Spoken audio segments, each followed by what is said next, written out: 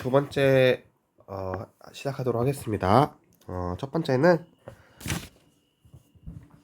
부교재 57페이지 2번 문제부터 풀어보도록 하겠습니다.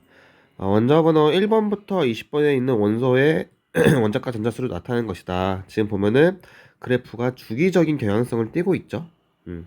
이때 우리가 주의 있게 봐야 되는 것은 이 꺾이는 부분에서 주기가 변한다. 그래서 그 부분을 통해서 A, B, C, D가 누구인지를 유추할 수 있어야 한다라고 얘기를 했습니다. 근데 이제 이게 원자과 전자냐, 혹은 이온화 에너지냐에 따라서 조금씩 다르긴 해. 예를 들면 원자과 전자 같은 경우는 여기까지가 같은 주기고 그 다음부터 주기가 바뀌지. 근데 이온화 에너지 같은 경우는 여기까지가 같은 주기고 넘어가면서 바뀌어. 그러니까 이 꺾이는 부분이 주기가 바뀌는 부분인 건 맞는데 정확하게 어디서 바뀌는지는 이 y좌표가 의미하는 게 무엇인가를 알고 판단해야 된다라는 거 기억하기 바랍니다. 자, 그러면 A 볼게요. A는 지금 2번이네. 원자번호 2번이네. 그래서 A는 헬륨이라는 것을 알 수 있다. 그리고 B는 여기까지가 1주기고 여기까지가 2주기죠. 그죠? 그러니까 B는 원자과 전자가 제일 높은 플루오린일 거고, C는 2주기인데 원자과 전자가 빵개인 네온일 거고, 그다음에 D는 3주기 중에서도 원자과 전자가 제일 큰 누구죠? CL이겠죠. 이렇게 하고 이제 문제를 풀면은 실수가 적어. 물론 우리가 문제를 빨리 풀어야 되긴 하지만 실수를 최대한 줄이기 위해서 이렇게 정리를 하고 기억, 니은, 디귿을 마주하면은 실수를 줄일 수 있습니다. 자, 기억 볼게요. A와 B는 같은 주기 원소다. 헬륨이랑 플로린은 같은 주기가 아니죠. 기억 틀렸어요. B와 D는 같은 족 원소다. B와 D는 17족 원소 맞죠?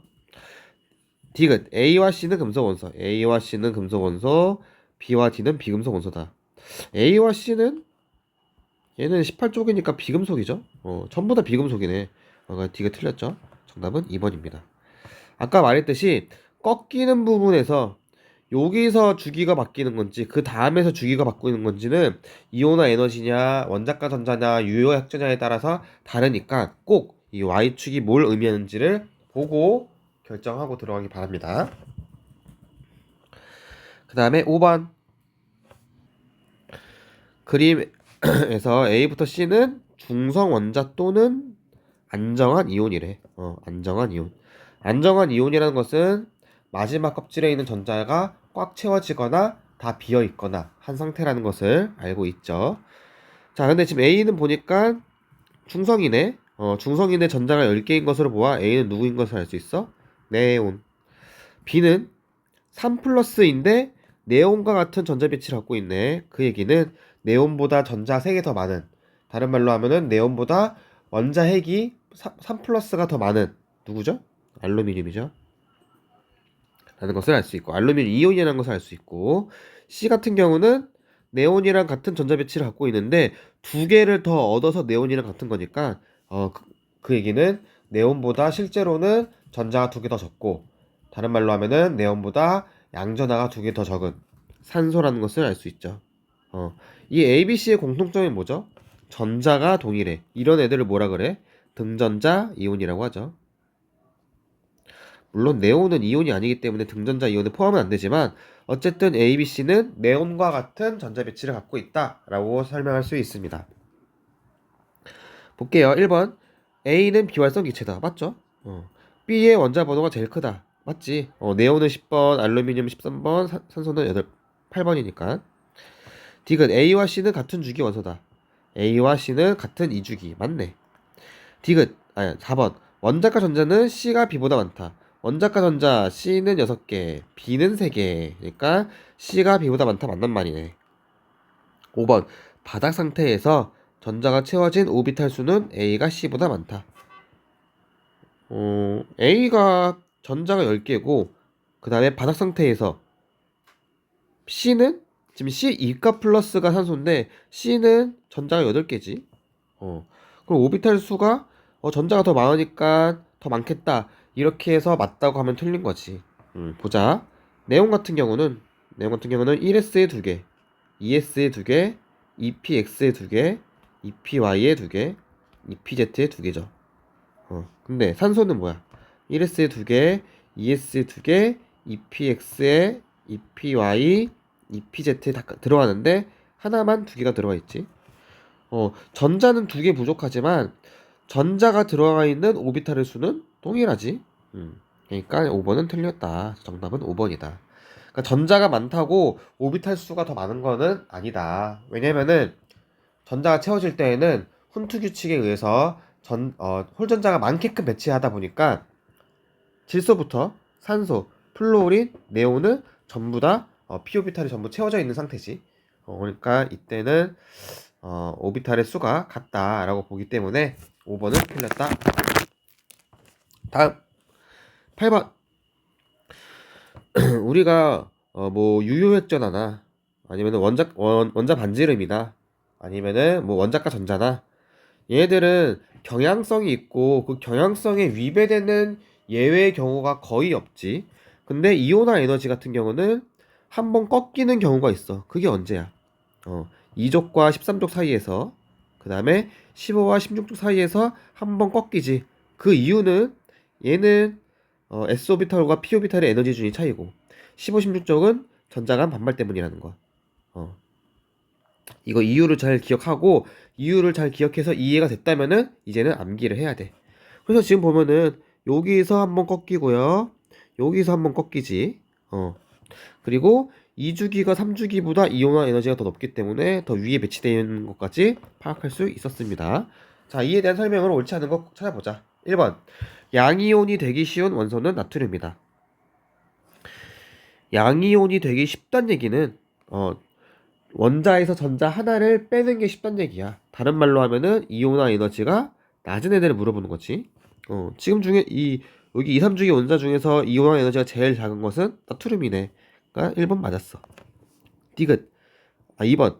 원자과 전자와 핵 사이의 인력은 마그네슘이 나트륨보다 크다. 맞죠?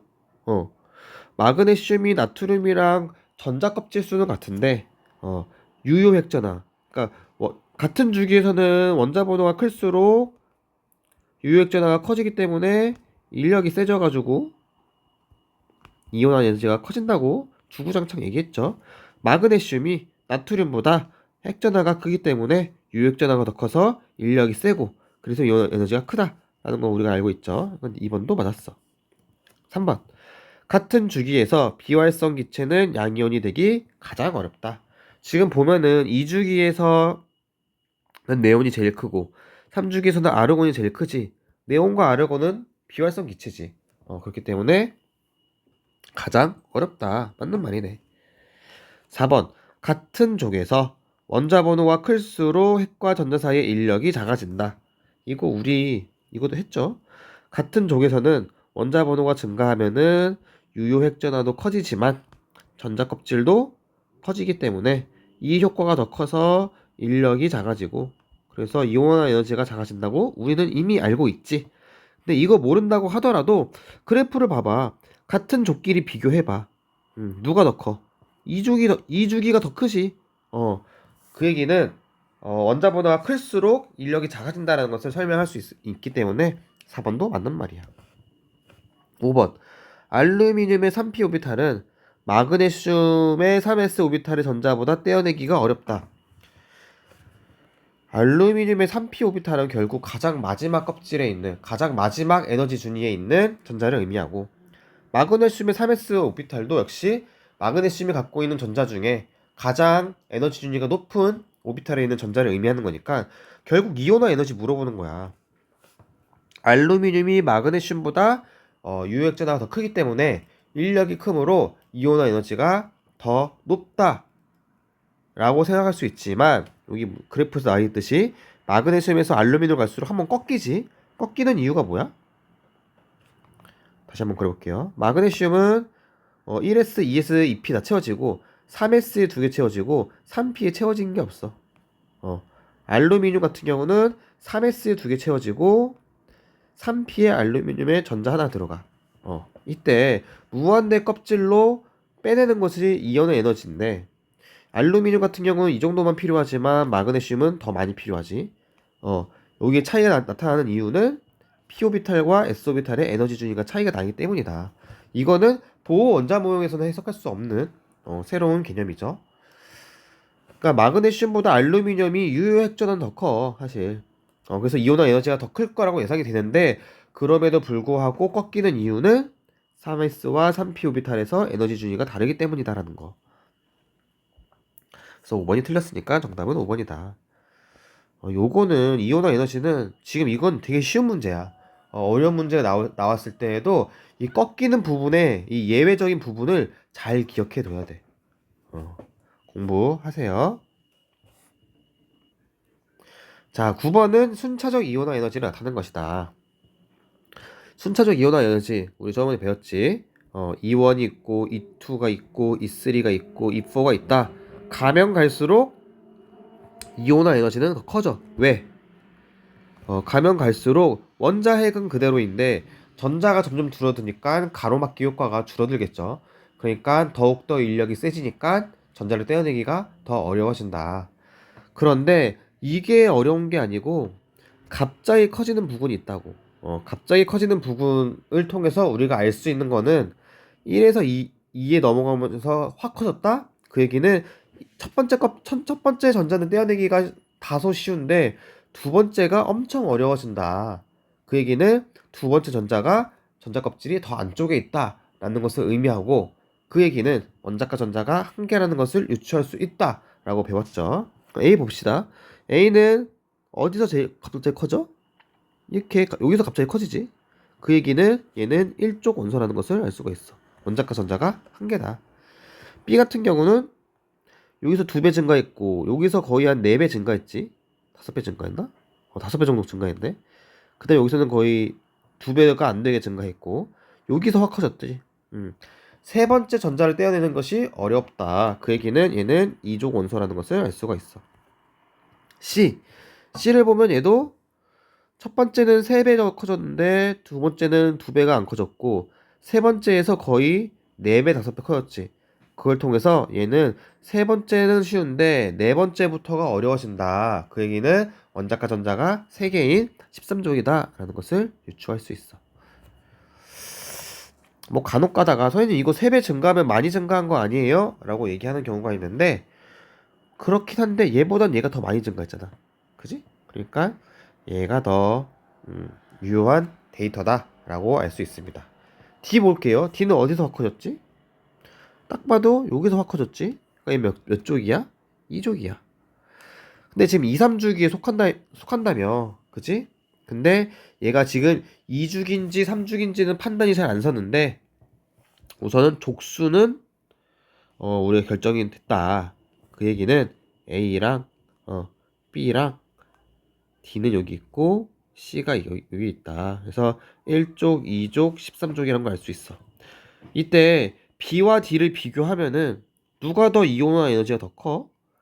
D가 더 크지. D가 더 크다는 얘기는 D가 B보다 주기가 더 위에 있다라는 것을 알 수 있지. 그래서 D가 여기 있고 B가 여기 있는 거야. 그 다음에 이제 A와 C가 지금 2주기인지 3주기인지는 판단이 될까 안 될까? 우선 만약에 A씨가 2주기라고 한번 해볼게. A씨가 2주기야. 그럼 우리 알고 있지. 우리가 1족이랑 2족에서는 변함이 없는데 경향성이 변함이 없는데 2족에서 13족 넘어가면서 한번 꺾인다고 했지. 이렇게 A, D, C라고 했을 때 꺾이나? A, D, C 한번 꺾이네. 그러니까 2주기일 수도 있는 거야. 반대로 얘네가 3주기라고 해보자. 그러면은 A, B, C도 한번 꺾이는지 볼게요. A, B, C 꺾이네. 그러니까 A, C는 같은 주기라면은 2주기도 가능하고 3주기도 가능해. 그지? 근데 뭐가 더 맞는지는 판단이 안 서 지금.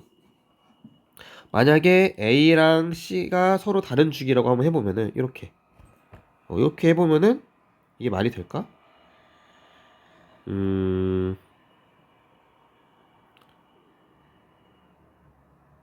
이게 좀 애매하지. 명확하게 맞다 틀리다라고 판단은 안 서. 마찬가지로 A랑 C가 여기 있다고 하면은 요것도 그럴싸하지. 말이 전혀 안 되는 건 아니야. 그래서 이 문제를 통해서는 A와 C가 지금 몇 주기 원소인지는 판단이 안 서지만 지금 기억, 니은, 디귿에서 얘가 몇 주기인지를 물어보지 않았기 때문에 문제는 풀 수 있어. 한번 풀어보겠습니다. 기억. C와 D는 같은 쪽 원소다.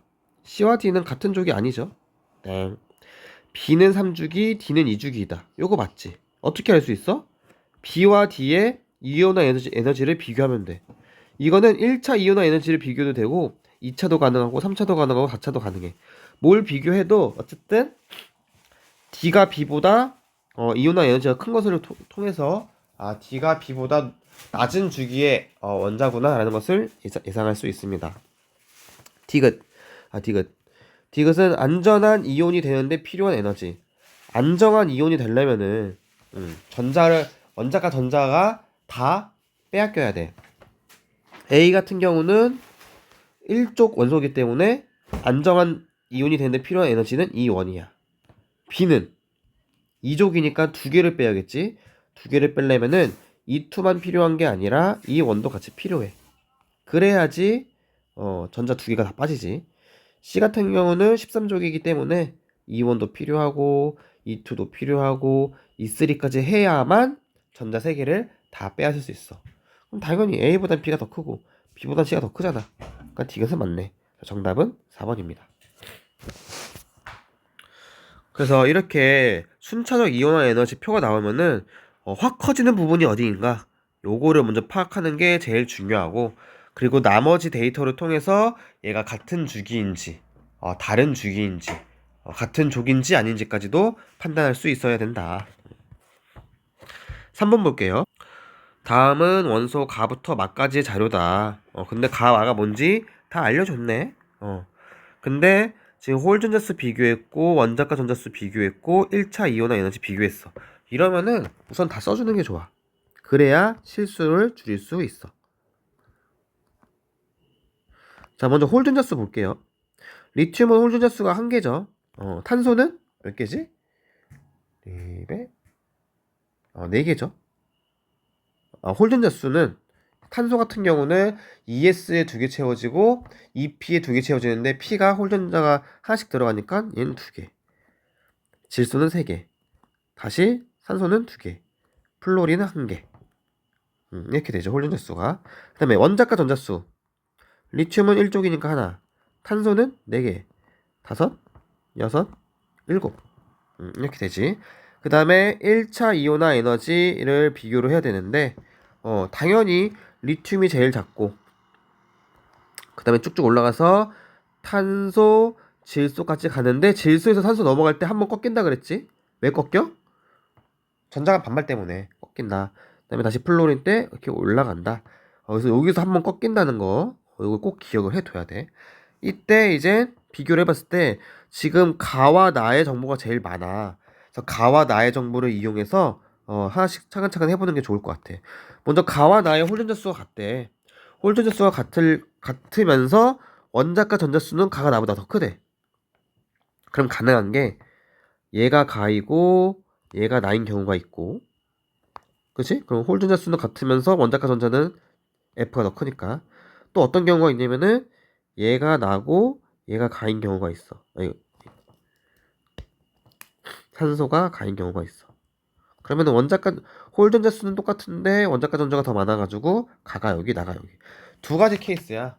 그럼 나머지 하나씩 따져보면 돼. 첫 번째 케이스라고 한번 가정해볼게. 이때 다가 가보다 원자과 전자가 더 커야 된대. 근데 지금 가가 만약에 플로린이라면은 원자과 전자가 이미 7개인데 얘보다 더 클 수가 있어 없어? 없지. 그러니까 얘는 이미 틀렸어. 그치? 그럼 결국 이게 맞단 얘기야. 이때 다가 가보다 원자과 전자가 커야 되니까 다는 여기 있을 수밖에 없네. 그치? 그 다음에 이온화 에너지가 마가 가보다 크거든. 지금 가가 여기 있는데 얘보다 더 큰 경우가 양쪽에 다 있지? 근데 얘가 이미 다라고 했으니까 얘가 마겠네. 그럼 자연스럽게 얘가 나라는 걸 알 수 있지. 이렇게 되면 이제 문제 끝났어. 풀면 돼. 기억. 금속 원소는 가와 나다. 나는 금속이 아니죠. 땡. 가도 금속이 아니네. 그치? 땡. 니은.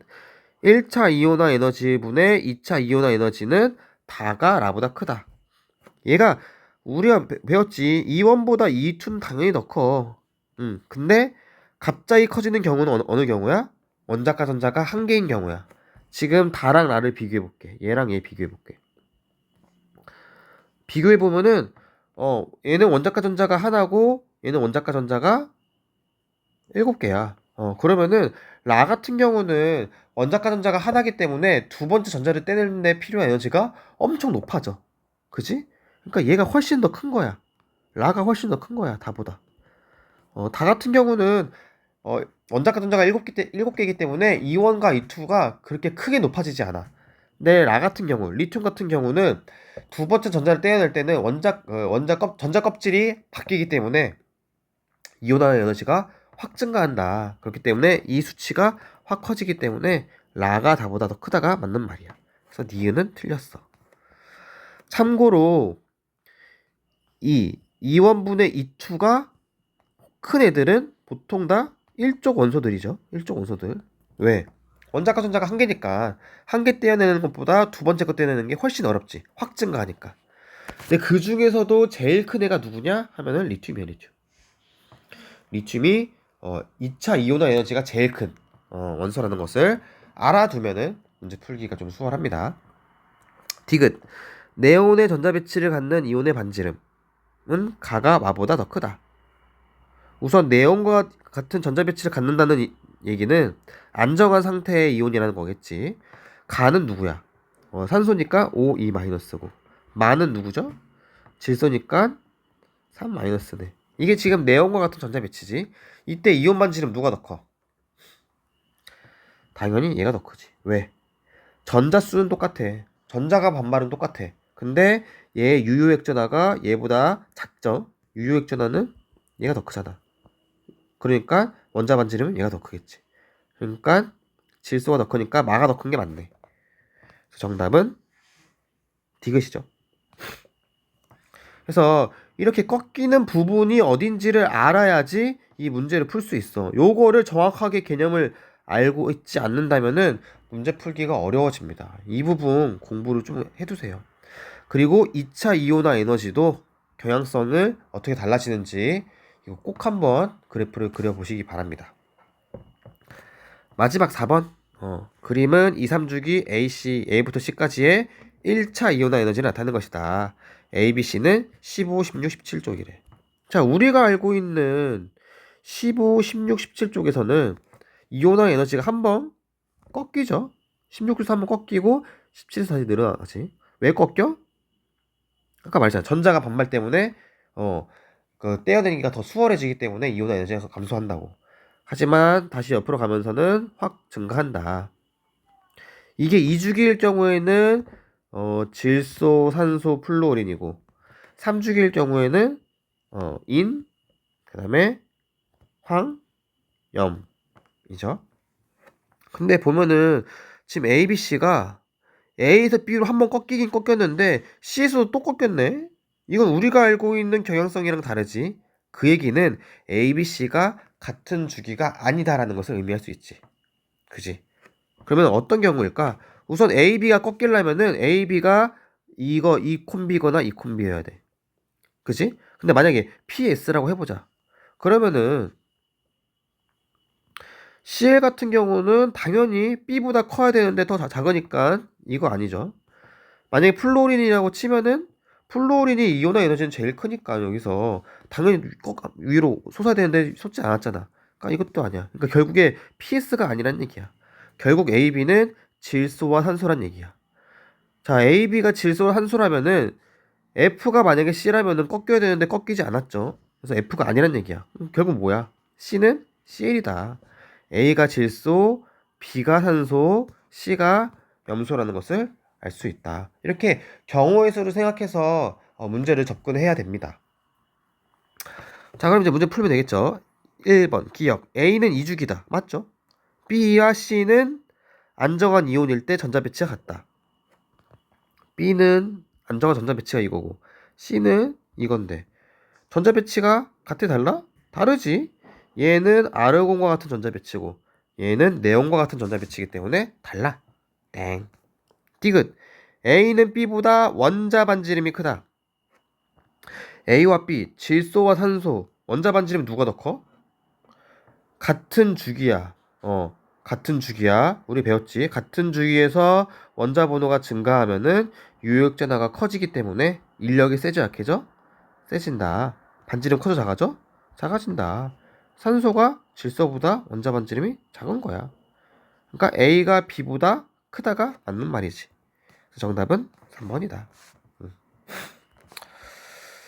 자, 이런 문제 많이 나오고요. 그 다음에 제1 이온화 에너지가 아니라 제2 이온화 에너지를 물어보는 문제도 굉장히 많다. 이렇게 한번 꼬우면은 문제가 상당히 어려워져.